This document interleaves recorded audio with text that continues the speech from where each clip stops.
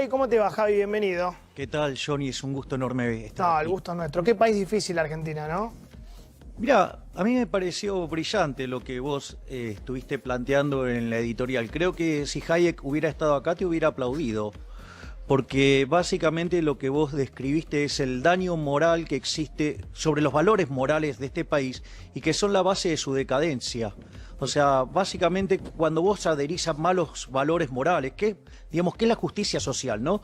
Que es la envidia, el odio, el resentimiento, la violencia, el trato desigual frente a la ley, deriva en un conjunto de instituciones que genera malos resultados. El caso de Argentina es emblemático. A inicios del siglo XX, Argentina era el país más rico del mundo, hoy es 70 y está en caída, y justamente tiene que ver por haber abrazado a estos valores que lo destruyen todo. Es más, las propias definiciones del presidente Alberto Fernández son peor que lamentables. Es decir, porque, a ver, un político de raza, un buen político, le daría vergüenza la pobreza.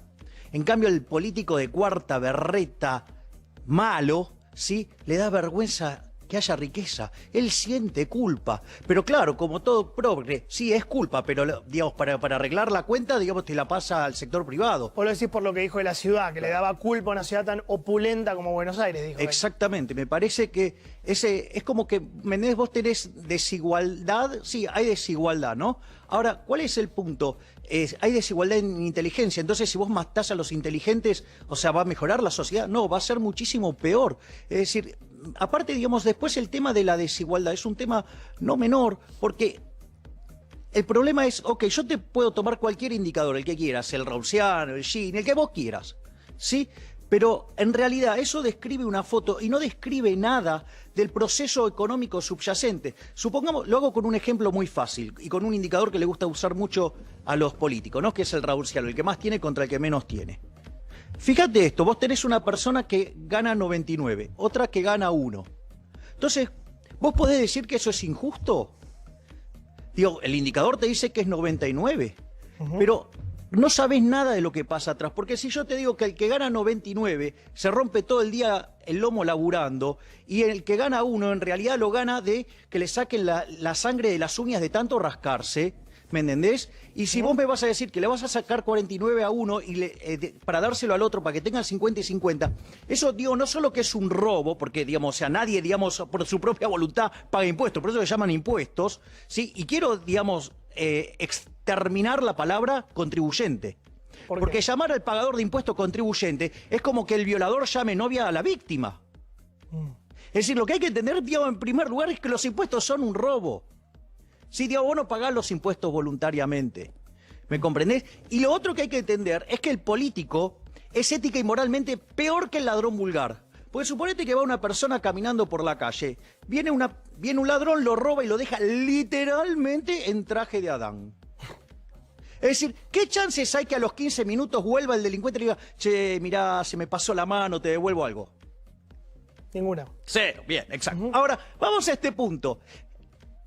El político es ética y moralmente inferior, porque el ladrón vulgar por lo menos da la cara, se enfrenta, toma el riesgo. En cambio, digamos, el político se escuda en el aparato represivo del Estado, dame un segundo, el monopolio de la violencia. Y hay algo que es peor todavía.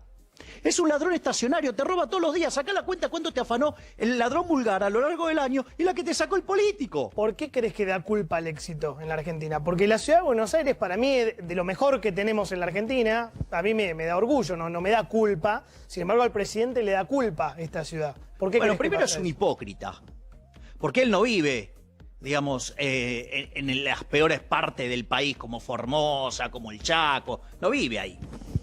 Él, digamos, antes de estar en Olivos, vivía en Puerto Madero. La señora Cristina... Recoleta. Digamos, no, o en Recolecta, perdón. No sé. Digo, parece que ese es el barrio preferido de ella. Pero Claro. bueno, es una...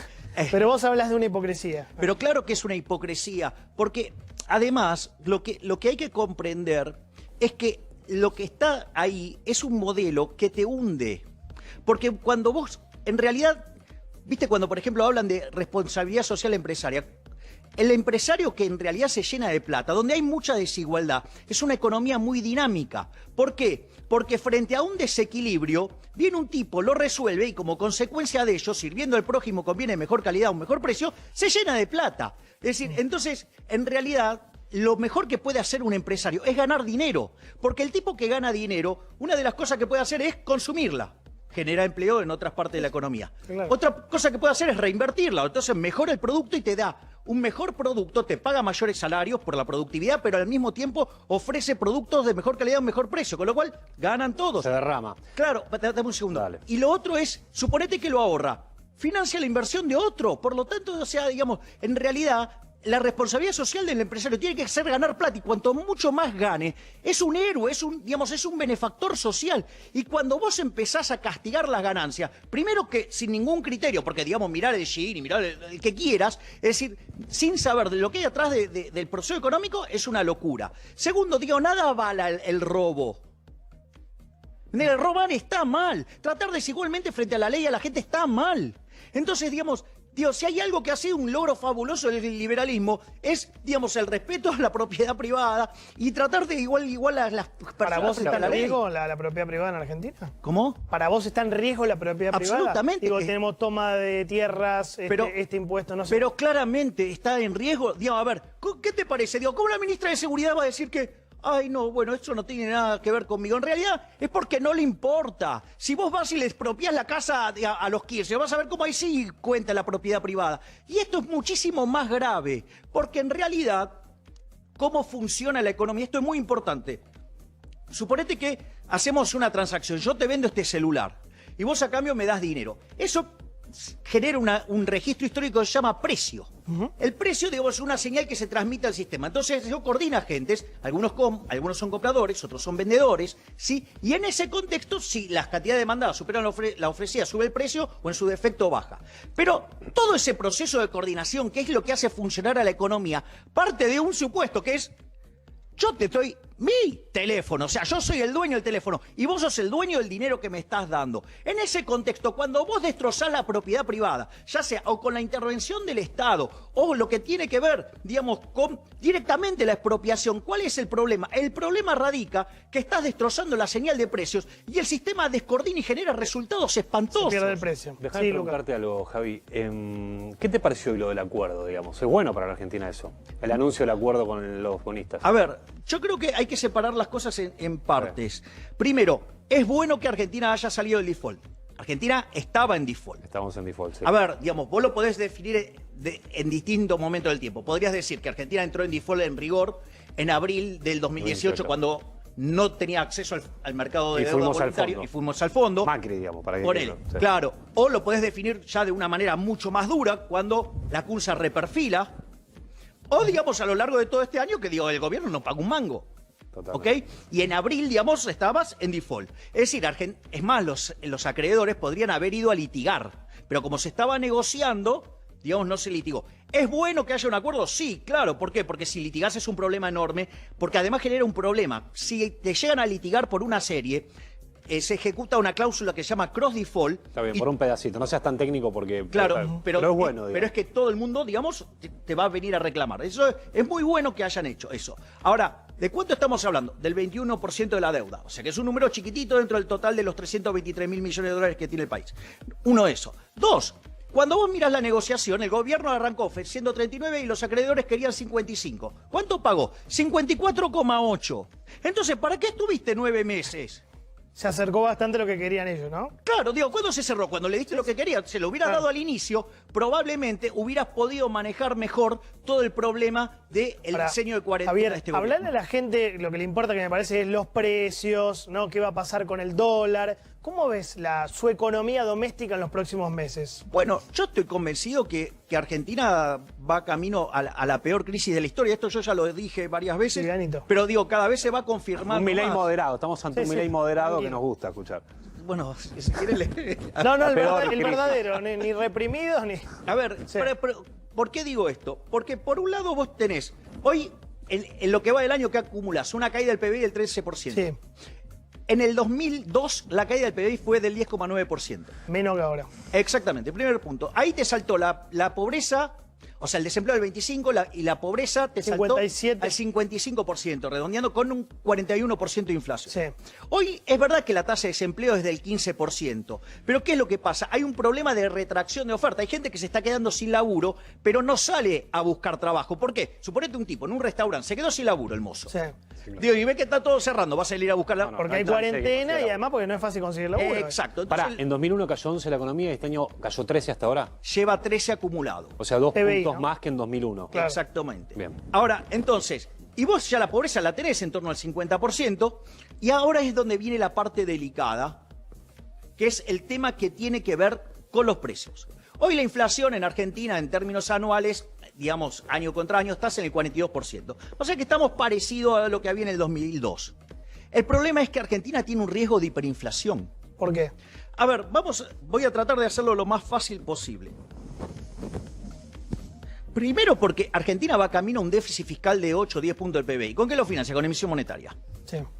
En lo que va del año, financió con emisión monetaria 1.5 billones de pesos. Una locura. Claro. Tampoco había otra, ¿no? Te pregunto. Bueno, sí, bajar el gasto Bueno, público, sí, pero sí. digo, ok, ya sabemos. La con de ellos con no el se gasto toma. público que tenemos, no. Exacto. Es decir, si me dejas levantar un poquito la vara del cosa, te diría, la única vaca sagrada en Argentina es el culo de los políticos. Sí, Bien. sí, claro. Lo vimos antes con esos sueldos. Por eso. Entonces, a lo que voy es lo siguiente. De esos 1.5 billones que emitieron en lo que va del año, se esterilizó el 70%, o sea, sacaron de la calle eso. Entonces vos ahora no solo tenés que mirar la base monetaria de 2.3 billones, sino los instrumentos con que sacás esa plata, que son las LELIQs y los pases. Bueno, tenés 2.5 billones. Esto quiere decir que en un lapso de 28 días, si hay un pánico bancario, podés duplicar la cantidad de dinero. Punto 1. Punto 2. Hacia adelante tenés un montón más de emisión monetaria, digamos, o sea, Todesca quiere financiar obra pública, quiere financiar el Procrear, quiere financiar capital de trabajo, quiere financiar, no sé, cualquier cosa, todo se arregla con emisión monetaria. Digo, si fuera así, digamos, o sea, le Imprimimos regalamos todo, fotocopiadoras fabricaríamos. infinitamente. Claro, exacto. Entonces, básicamente, tenés una explosión de oferta monetaria, por un lado. Por un lado, no hay demanda de dinero, es decir, vos podés emitir sin inflación cuando la gente quiere tener el dinero. Cuando la gente no lo quiere tener, digo, lo que vas a hacer es tirar más nafta al fuego. Es como mandar, digamos, a Nerón a apagar un incendio. Es como llevar un lanzallamas. El peso va a valer menos y la gente va a querer más dólares. Exacto. Bueno, pero mirá, esto está muy bien lo que decís, Lucas. ¿Por qué? Porque fíjate esto. En la primera mitad del año, el superávit comercial de Argentina fue de 8.000 millones de dólares. O sea que te entraron 8.000 millones de dólares a la economía. El Banco Central perdió 1.500 palos. Claro. Es decir, nadie quiere el peso y está bien que no lo quiera. No. Es una moneda despreciable. Es la moneda que emite el político argentino. Por ende, no puede valer ni excremento porque esas basuras no sirven ni para bono. Porque no te gusta el peso argentino. Claro, no estás muy a favor del peso, ¿no? Pero bueno, digo, a ver, hagamos una encuesta acá. Les compro a cualquiera de ustedes a 30 años a tasas subsidiadas en peso. A ver quién me vende la casa. No, está claro que el peso no es una... No funciona como ahora, reserva de valor. ¿Nos queda otra que fabricar pesos? No. Ah. No, podríamos haber hecho un ajuste fiscal. Podría haber hecho algo histórico. A ver, ¿cuál es el punto? Vos si estuvieras, no sé, si estuvieras en Estados Unidos, que tiene demanda de dinero, que la gente se asusta y quiere más dólares, es decir, y quiere más bonos, entonces vos podés agarrar y hacer, no sé, un programa de bajar los impuestos, como hizo Estados Unidos, a las empresas, y por otro lado, sostenerle el nivel del consumo más allá del subsidio de desempleo. ¿Y con qué lo financió? Con endeudamiento externo. ¿Por qué? Porque todo el mundo estaba asustado, quería financiar a Estados Unidos. Es más, la gente se asustaba y pedía dólares también. O sea, recordemos que la Reserva Federal un día bajó la tasa a cero y emitió 600.000 millones de pesos, dólares, y al otro día tuvo que emitir más, porque, claro, digamos, o sea, todos querían tener dólares. Es decir, entonces vos podés emitir en ese contexto. En Argentina no, porque la gente no quiere el peso. Es decir, entonces, digamos, ¿qué pasa? Entonces vos tenés una oleada de oferta monetaria. Sí. Tenés caída de la demanda de dinero y una destrucción del nivel de actividad económica. En mi manual se llama Vamos camino a una hiperinflación. Y te voy a decir algo. Te lo puedo demostrar con los números liso y llano y en la lógica del gobierno. Números liso y llano. Miremos el primer semestre, porque así tenemos toda la historia cuadrada. Vos tuviste una inflación acumulada del 14%. Sí. Ahora, sucede que el 40% del índice no se mueve porque vos tenías la economía en cuarentenada. Es decir, estaban los precios de hace 5 O sea, meses. ahora que se libera la cuarentena, comienza la actividad. Exactamente, vas a empezar a ver eso. Primer punto. Y porque ahora van a salir a vender, digo, los precios. Bien, Sí, sí. tenés pisadas las tarifas. Sí. no solo que tenés que pisar las tarifas, tenés controles de precios sobre bienes esenciales, por ejemplo, Comida. higiene, limpieza. Sí, sí. Y después, esto es lo más importante, para ver la inflación reprimida que tenés en este momento. Vos tenés una brecha en torno al 90%. Los alimentos y bebidas vienen determinados por el tipo de cambio, porque En son... dólares estás hablando, ¿no? Entre los tipos de dólares. Claro, exacto. Entonces, ¿qué es lo que pasa? Vos con esa brecha, quiere decir que los alimentos y bebidas deberían costar el doble. O sea, como pesan un tercio en el índice, vos tenés 30% de inflación escondida. ¿Esto qué quiere decir? Que la verdadera inflación que vos tuviste en el primer semestre es de 45%. Si vos lo anualizás, eso ya está en 120. Claro. Y te paso ahora, digamos, ahora para que Dale. sufra un poquito el gobierno. Porque el otro día la vi a Todesca decir una cantidad de barbaridades O sea, no la fuiste enormes. light con el gobierno. ¿Puedo ser más duro? No, pues lo que vos quieras. Digo, si querés saco la, ¿cómo es? la No, motosierra. y estamos sa- bien y así, empieza a estamos bien rompecabezas. A ver, vamos a ponerlo en estos términos. ¿Qué dijo Todesca? Todesca dijo, no, los precios en la economía, digamos, vienen determinados por el tipo de cambio. O sea, es un problema de inconsistencia matemática de precios determinando precios. O sea, es un problema matemático. Eso es para los parroquiales de mis colegas. Entonces, ¿cuál es el punto? El punto va por otro lado. Vos fíjate, ¿cuánto estaba el dólar previo a las PASO? Promedio mensual, 40 mangos. 40 mangos, el año pasado, a principio de año. Vos ya llegaste a tocar en el blue 140. Es decir, que el tipo de cambio se te multiplicó por 3,5. Es decir, que vos tenés implícita una inflación reptando ahí Claro. de 250%. A ver si lo del gobierno se despiertan, que si vamos a una hiper, vamos a ver la pobreza en el 75%, ¿Te puedo decir algo, una crisis Javi? social Lo último que ni que el pasa. peronismo puede arreglar. Con respeto, yo te escucho hace un año hablar de hiperinflación y todavía no Sí. llegó, gracias a Dios. ¿Por qué hace un año que hablas de la hiper y estamos muy lejos de eso por ahora? No, primero no estamos lejos, porque una hiper moderna es... A ver, cuando nosotros tuvimos la hiper del 89, durante el promedio de la década del 80, Argentina tenía una inflación 50 veces más grande que la región. De México para abajo, 50. Hoy, ¿cuánto tienen? 3. Multiplica por 50, te da 150. O sea, una hipermoderna hoy es arriba del 150%. Punto 1. Y yo te acabo de pasar datos que te muestran que si lo mirás por el índice de precio estás en 120. Si lo mirás por el tipo de cambio, como lo mira Todesca, estás con riesgo de 250. Pero voy a contestar tu pregunta que a mí me encanta. Porque en realidad va cambiando, va mutando el monstruo. Vos vas haciendo cosas. Ejemplo, ¿dónde arrancó todo este problema? Este problema arrancó en el final del kirchnerismo con un problema que se llamaba dólar futuro. Me acuerdo. Ese problema del dólar futuro, que Sturzenegger llegó y tenía 1.500 palos cash ¿De acuerdo? y vencían en 15 días 23.000 millones de dólares. ¿Cómo lo arregló? Lo arregló con las LELIQs. Con las LEVAX, perdón. Sí. Cuando Marcos Después fueron Peña las se le LELIQs. metió adentro del Banco Central, ¿qué pasó? Estalló el problema de las LEVAC y ¿cómo lo arregló? Lo arregló vendiendo el Banco Central 21.000 millones de dólares. Si vos haces el contrafáctico, eso está en un artículo que publiqué con Mariano Fernández y Diego Giacomi. Están emparchando, querés decir. No, es que va mutando, el monstruo va mutando. O sea, si vos no hubieras tenido, por ejemplo, la asistencia del fondo, en el año 2018 hubieras tenido 550% de inflación, asumiendo que la demanda de dinero quedaba constante, lo cual, digamos, es un Dale, supuesto. redondea que me tengo que ir. Sí. Bien, ese monstruo después, digamos, ahora se volvió a convertir en ¿qué? En las LELIQs. Entonces el monstruo va mutando. ¿Por qué? Porque Sanleiris no emitía y para no emitir, ¿qué hacía? Y esterilizaba. Es más, fíjate esto, parte de la deuda que Argentina tiene en default y que tiene que arreglar son 30.000 millones de dólares expresados en peso moneda local. ¿Por qué no los pagó la CUNSA?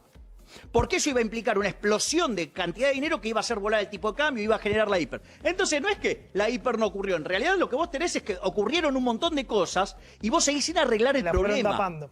Ese es el tema. Gracias, Javi. Un lujo tenerte, de verdad. Gracias por venir acá, ¿eh? No, gracias a ustedes y el lujo es para mí, es un placer estar con usted. Aparte, digamos, o sea, yo sé que hay gente que está mirando. Sí, mucha. Que Créeme adora que tu mucha. moderación. La rompiste. Gracias, Javier.